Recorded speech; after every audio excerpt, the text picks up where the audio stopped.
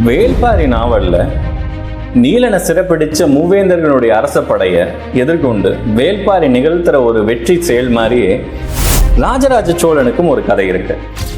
Hi, I am professor Balu, historian and archaeology researcher.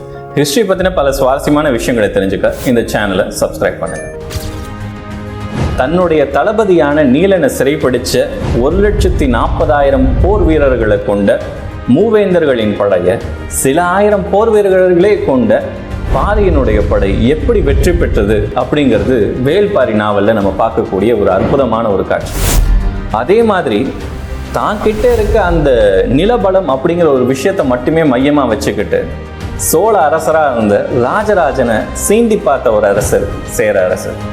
Rajarajan கிட்ட இருந்து வந்த ஒரு தூதுவனை சிறைப்பிடிக்கிறாரு. காரணம், சேர நாட்டில் இருக்கக்கூடிய அந்த அரசவை, அந்த நாடு சோழ நாட்டிலிருந்து பல காத தூரம் தொலைவில் இருக்கு. பல காடுகளையும் தாண்டி வர வேண்டிய அவசியம் இருக்கு. சோழனால் அவ்வளவு காடுகளையும் தாண்டி வந்து தாம் மேல படையெடுக்க முடியாது, உடனே இது சாத்தியமாகாது அப்படிங்கிற ஒரு எண்ணத்துல சேர அரசர் இதை செய்யறாரு.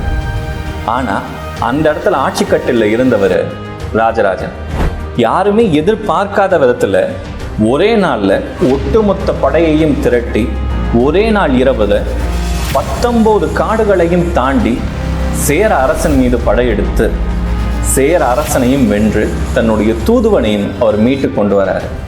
வேள்பாரி நாவல்ல நம்ம பார்க்கக்கூடிய அதே அளவுக்கான பெருமையான நிகழ்வுகள் சோழர்களுடைய ஆட்சியிலையும் பல இடங்கள்ல எப்பவுமே இருக்கதான் செய்யுது.